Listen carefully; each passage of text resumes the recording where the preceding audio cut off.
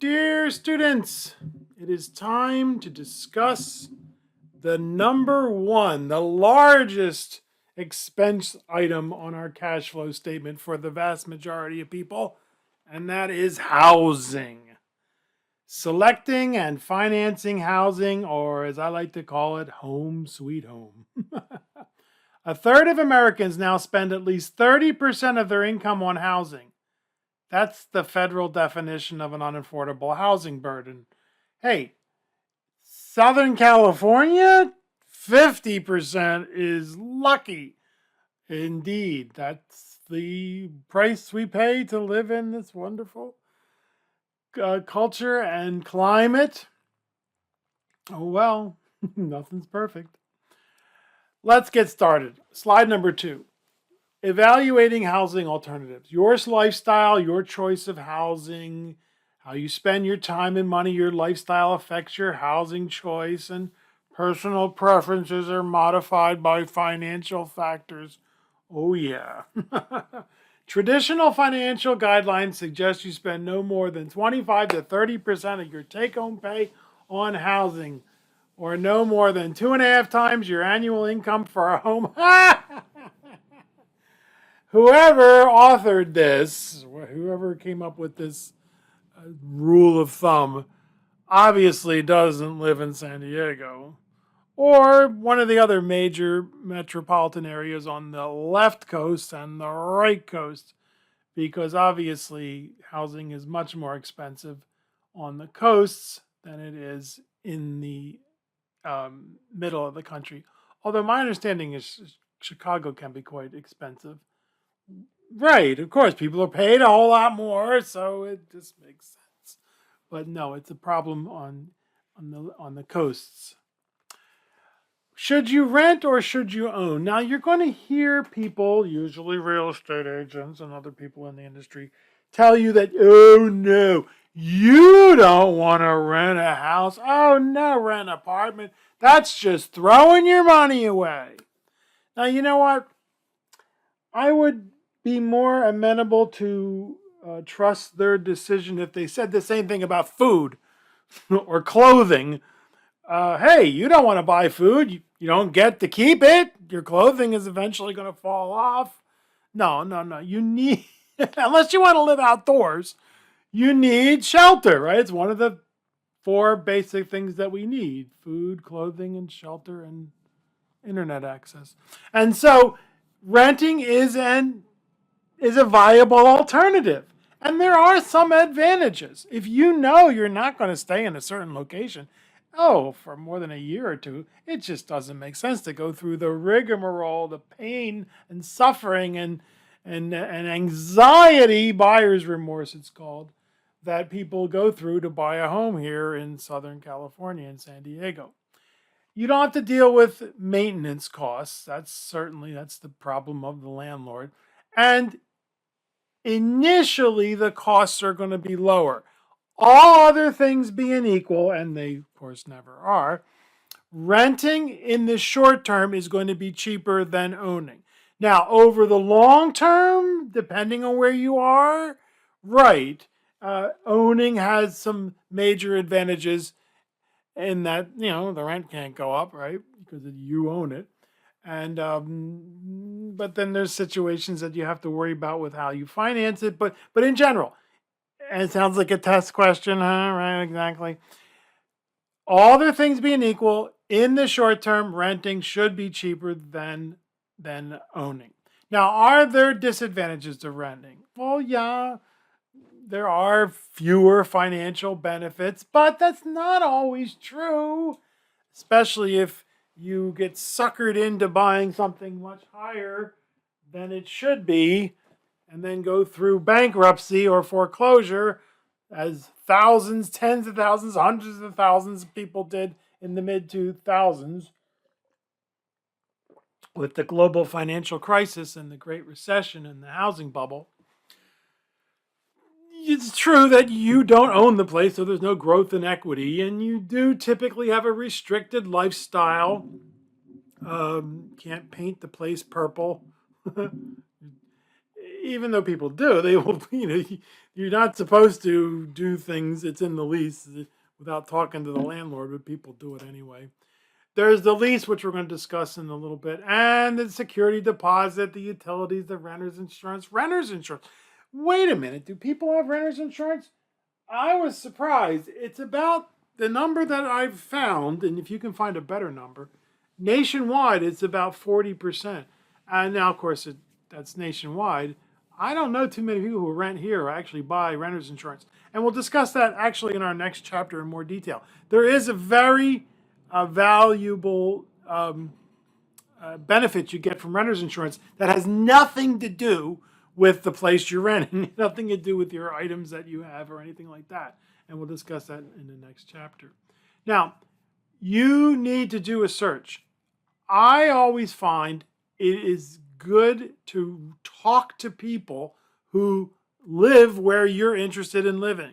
And now you might know the neighborhood inside out, but definitely there was some of my friends. This is when over 20 years ago, when downtown San Diego, that is, was being revitalized, and they wanted to move downtown, and they didn't bother to ever sleep downtown before they lived downtown. And then that train whistle in the middle of the night went off, and they thought, this is for the birds, right? Before signing the lease, make sure the dates, the cost, the facilities are clearly represented. The advice is to talk to a lawyer about any unclear lease aspects. But if you are reading something and you can't understand it and they can't explain it to you to the point where you understand what you're getting yourself into, then I would just walk away. I mean, unless you're really excited about the place. But if there's stuff in the lease that really doesn't look good, it's probably a bad sign. Do what's called a walkthrough. Check in, check out, walk through. Make sure everything that needs to be replaced or repaired is just described in the initial walkthrough, so they don't try to hit you with it on the way out. And if 2 people or 3 people or whatever sign the lease, any one person can be held responsible. So if your roommate takes off for Aruba or somewhere far away and you're still here, they can come after you. Yeah. Most leases have a provision that if you vacate the place before the lease is up, say it's 6 months, typical month to month here, but 6 months or a year, they can still come after you for the 6 months or year's worth of rent, but then rent it out to somebody else because you vacated it. Yeah, here are just a few of the items that you will see in a lease. And folks, always remember, the lease exists to protect the landlord. Do you understand? Now, there's a couple of, especially one landlord photo on the website, Landlord's Nightmare. Yes, some landlords, they're not the best people, and some are good people. It's kind of like teachers and policemen and doctors. There's some real horrible out there, and some actually pretty decent individuals. So do your best to keep your side of the bargain, right? Keep your side of the deal. Keep the place in the best you can. And of course, if there is a problem, it's the landlord's responsibility to take care of it. So read all these details of the lease and realize there's a whole lot more. I just read these leases and I can't believe they're telling me that you can't do illegal drugs or sell illegal drugs or make illegal drugs on the premises. Like, duh. Well, if they don't put that in the lease, here, I learned this. I thought, this is ridiculous. If they don't put that in the lease and the tenant does, the DEA, the Department of whatever it is, the Drug Enforcement Agency, can say, you knew they were doing that. We're taking your property. I thought, that's ridiculous. But hey, they can do it. So that's why it's in the lease. That's why it's in there. Don't cook methamphetamine in your second bedroom. So if you demonstrate, slide number 6, if you can demonstrate you're a good tenant, the landlord should keep your rent increases to a minimum because a good tenant is worth the lower rent to a landlord. One tenant can cost the landlord tens of thousands of dollars. Just an eviction in the days after COVID has become $4,000 or $5,000 to get a person out of the house. At the end of the lease, clean and leave the unit in the same condition you got it. Provide the landlord with the new address for deposit. Require any deductions from your deposit be documented. And realize that the laws in California, at least, definitely are tilted towards the renters because we put a premium in California on people's homes, even if they don't own it. So don't let the landlord bamboozle you.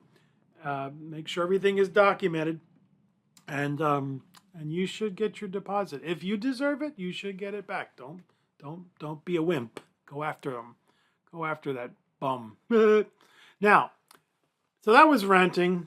Let's talk about owning. The American dream can turn into a nightmare, and it did for thousands, tens of thousands, hundreds of thousands of people. We saw that we can deduct the mortgage interest and the property taxes and some state income taxes and the like. We build equity by paying down the loan, and of course, housing prices tend to go up over time, although not always in a straight line.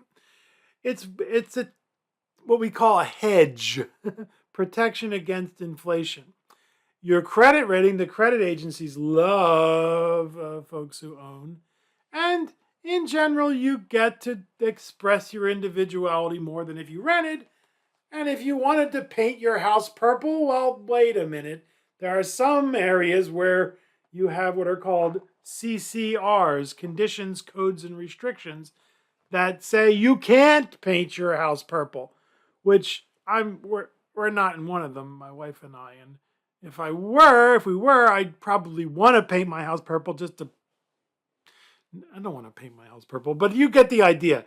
Some housing, depending on where you live, restricts your individuality.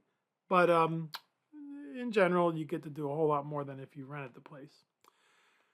What are some of the disadvantages of owning? And now, look, folks, when I do this, I've had a couple of real estate agents in my class jumping up and down, screaming at me, "What are you trying to do? Stop them from making the most important decision of their life." At first I say, no, the most important decision of your life is who you marry. But yes, I agree. Buying a home, if you plan on living there, this is your home, this is the place you want to live in. Yes, I'm all for buying a home. But I want you students, I want you folks to have your eyes wide open and realize that nothing's perfect, right? Nothing that we humans have ever created is perfect. So we have to keep our eyes open about the downsides. What are some of the disadvantages of owning? Well, financial uncertainty, getting the down payment, getting the financing, realizing that, yes, house values can drop. Not typical, but it happens. And people used to go, yeah, right. Then they were saying, yeah, right. Oh, my goodness. I'll never forget having a student in my class saying, my real estate professor said housing prices never go down in San Diego. This was 2005 or 6. I said, really? Were they in business in 1990 when they went down, 1991? They've gone down in the past. They'll go down in the future, but over the long term, indeed. It's not as though San Diego is becoming less desirable to live in. We got traffic. Oh, well, as I said, you might have heard in another quick presentation. All you got to do is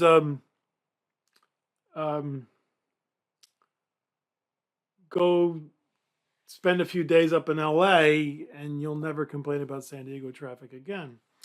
There's the limited mobility we talked about.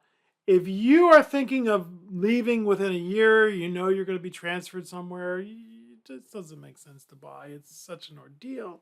And then selling is an ordeal too. That we talked about the conditions, codes, and restrictions, the zoning that may limit your ability to do things with your home. And then in general, sound like a test question, it will be more expensive in the short term to buy, comparing like to like uh, uh, properties, than to rent in the short term. Over the long term, that can be much cheaper, depending on what happens with rents and depending on what happens with your financial situation. But yes, in the short term, buying is going to be almost always more expensive than renting. Now, you will hear people say this, especially when they find out that you teach investments or you're a stockbroker or whatever, and they don't want to really admit that they screwed up when it comes to their little chance that they little things, little chances they took in the stock market didn't work out too well. They say, "Well, my house is the best investment I've ever made." And then when you sort of start asking them more questions, they go, "Yeah, well, it's pretty much the only investment I ever made, except for that penny stock my brother-in-law, the ex-stockbroker, conned me into buying, but that stuff's worthless now. And those gold coins I bought way back when the Gulf War, the first Gulf War started back in 1990. What do I do with those things anyway?" Look, in my humble opinion, a house is a home first and investment second. Now you're going to hear differently. You're going to hear people say different. They're going to say, "No, no, no, no, you don't understand. This is a great investment. You're going to buy here where this area is up and coming, and then 4 or 5 years you'll sell that, and then move to this area, and you'll work your way up and you know what? They're usually real estate agents, and they're thinking about commissions or maybe mortgage brokers. Don't worry, we'll insult everybody by the end of the semester." So, in my humble opinion, and you take it for what it's worth, the house is a home first and investment second. But what about San Diego, huh? Yeah, well, prices in San Diego have come down in the past. They may go down in the future. They probably will. We can't know the future. But it's not as though San Diego was all of a sudden becoming an undesirable place to live. If you do plan on staying here, by all means, buy whatever you can afford. I think San Ysidro and National City are two of the best values in the region. Oh my goodness, you would live in San Ysidro National City? I say, oh yeah, it's really dangerous. They have shopping centers and cars and kids and schools. It's a really dangerous place. Imperial Beach is also one of the best beach values, but no place is a good value anymore. The prices are just absolutely insane. Speaking of insane San Diego, do you own your home? Well, this is in the class we would raise our A, B, C, D cards. Yes, and if you do not own, do you plan on purchasing in San Diego? Well, yes, I'm determined to do it, or maybe, but not for many years. No, I will continue to rent, and hey, I'm moving to a cheaper area. And I gotta tell you, folks, people, they know I teach this stuff, and I'm a broker, stockbroker, and life insurance agent, and dabble in real estate. And they ask me, "What should I do? What should I do?" And we go through their finances, create this cash flow statement and their net worth statement, and I say, "Would you?" Because they want to buy, right? They want to buy, and they're paying a ton of money in rent. So, "Would you consider moving?" And they kind of go, "No, I don't really want to, but we do have family in Texas." Or, yeah, it's a problem. This is something I saw 30 years ago.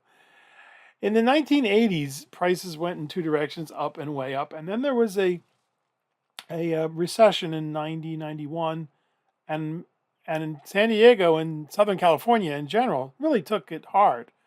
Prices went down about 20-25%.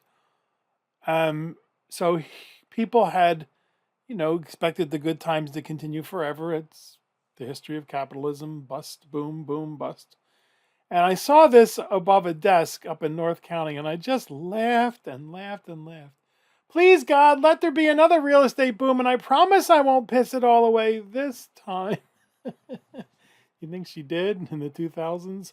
It's hard to know. But yeah, it's the history of capitalism. I have a friend who always complains about it, and I say, you want perfection?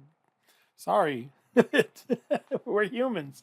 We ain't perfect, and neither are the systems that we create.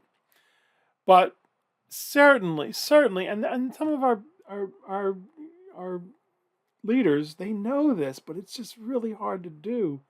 I mean, um, Kevin Falconer, who was the mayor of San Diego for some time, really messed up.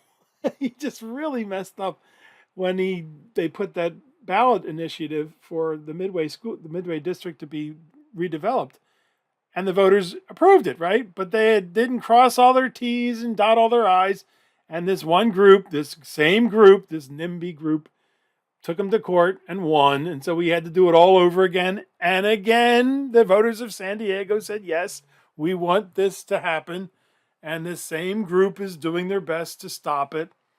So we have to build more. There's no other way to it. We can't continue this insanity because only the people who own are going to be able to afford to live here, and everybody else is going to have to leave.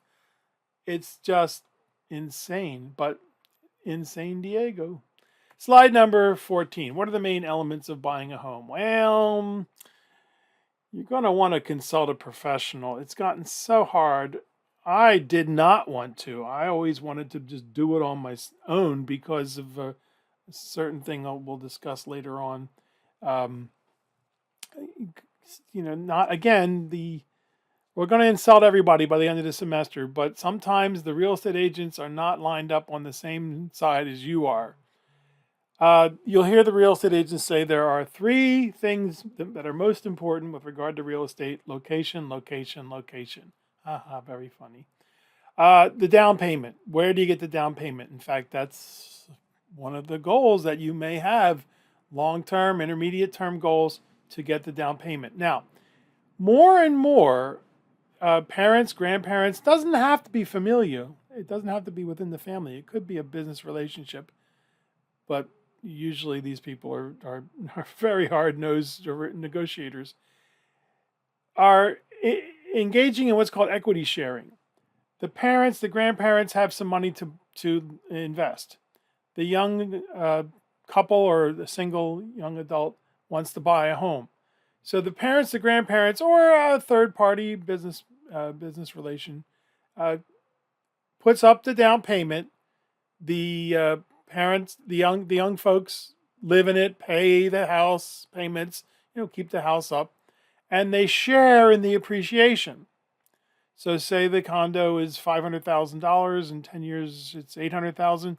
You share, usually 50-50, but it can be a different percentage in how much the place has appreciated. And often the younger couple or the younger individual will buy out the parents or grandparents later on. Now, if you do this, it's easily said, but you really need to consult a real estate lawyer and have the documents put together. You don't want this to be a horrible. Remember, we said don't lend to friends and family, but this is a business relationship, and it can be very profitable for both parties. Go to your credit union, go to a mortgage broker, go to your bank, go to your credit union, and get pre-approved. They are professionals. They are going to basically create your cash flow statement and net worth statement again, but if you bring in the ones you work with, they will be duly impressed. And they'll tell you, we believe you can be, $400,000. We can lend you $400,000. These are the payments and the like. Now, what are points? Points are what you at the end of a stick that you poke people in the eye. No, points are. It started out. They call them the loan origination fee. It's basically the commission, or used to be, that went to the mortgage broker, but now it's ubiquitous. They're everywhere. So each 1 point is 1% of the loan. And in the website and in Canvas, you're going to see a presentation on the relationship, the inverse relationship of interest rates and points. The more points you pay, the more upfront cost you're going to have, but the lower your payments are going to be and the less you're going to spend over the life of the loan. And vice versa. If you want to have fewer closing costs, less points, less money up front, you're going to get a higher interest rate and pay higher payments over the life of the loan. The closing costs. What are those? Well, those are the things that you close your eyes and sign the doc. No, they're they are numerous. We'll talk about a few. And there's a loan doc, but it's actually a few years old now. I'm sure they're much different now. Lots more fees uh, that you pay as for the privilege of buying your home. Principal, interest, taxes, and insurance is normally rolled into one account that you pay monthly because they don't really trust you to save up enough money to pay your insurance, which you got to know this San Diego County has this great the county has this great sense of humor. When are your property taxes due? December and April. So Christmas and tax time and income tax time. Oh, so they want you yeah, they want you to pay it throughout the year and build up an escrow account. Same thing for your insurance. And then, of course, you have to remember that the house doesn't live forever. It has to be maintained. So that's something that you need to put into your budget. Now, what kind of house do you want? Well, people have that uh, dream of the single family dwelling with the white picket fence and the 2.3 kids out in the backyard. But more and more people are living in duplexes, townhouses, condominiums, which is not the type of the structure, but it's more a form of ownership. You don't really own the place; you own the space inside the place, but it's something to live for. Now, something to live in. I'm sorry, to live for. Cooperative housing, you don't see too much here on the West Coast. It's very popular in the East Coast, especially in the bigger cities, where it's a business enterprise, and you buy into the business enterprise and rent units. And some of these places are very hoity-toity. Only the most beautiful people live in these cooperative housings in Manhattan, the city. Now, slide 16, would you live in a manufactured home or a mobile home? Well, you know, they're not as bad as people make them out to be. They're actually well built, most of them. There is some safety issues, especially if you live in areas that have strong storms, but that's a problem even with regular housing. So, but no, these manufactured homes, these mobile homes, often are very well built and can be a much lower cost uh, uh, proposition than buying a single family house, for example. But there are some things you need to be aware of. Avoid buying a complete package because the dealers, it's kind of like buying a car, they're going to try to make their money off of not just selling you the thing. They're going to make their money off the financing or maybe the installation.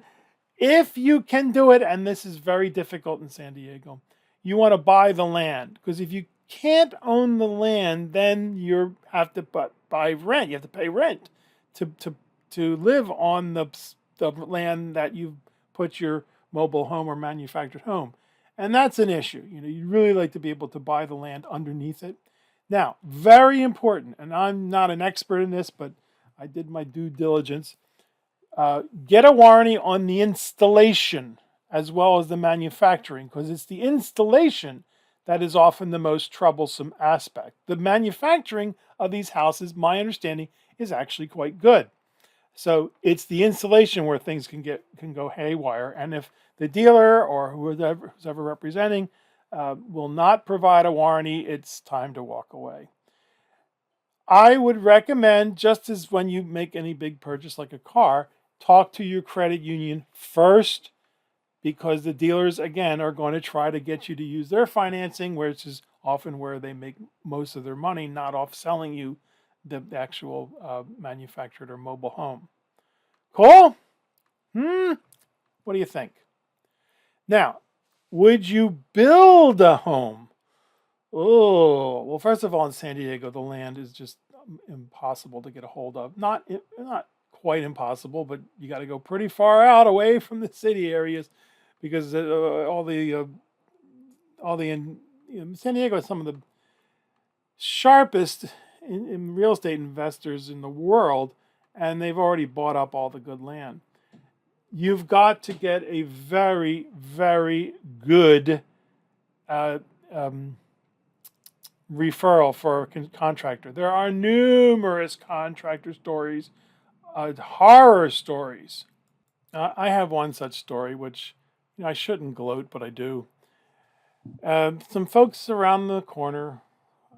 This is this is many years ago, when our son was quite young, would play with the two children of this other couple that we met, in the park and the like, and it was pretty evident to me that we weren't the right type of individual, right type of people, especially when it was learned that our son was going to the local public school, elementary school, and their children were going to the local private school. But we're cordial. Well, some they found some guy, I don't know where, who said that he could tear off the roof of their house and build a second story in 2 weeks. And they believed him. That's the killer. They believed him. 2 weeks, you can't even get the permits in 2 weeks. And so he rounded up some guys, I don't know, tore off the roof of the house, and then checked himself into rehab. He hadn't remembered the last 6 weeks of his life. He is that drunk that he could not even remember what happened over the last 6 weeks of his life. So please, yes, be careful, get a good referral, and realize that you're going to have to live in this place. So any money you save off of getting a really cheap and not so qualified contractor and crew, you're going to be remembering for a very long time. Okay, so that was our... When we come back, we will continue with the home purchasing process. And then we'll take a look at mortgages and how to calculate mortgage payments. Don't be too depressed, please. Thank you so much, as always, for being in our class. You are awesome.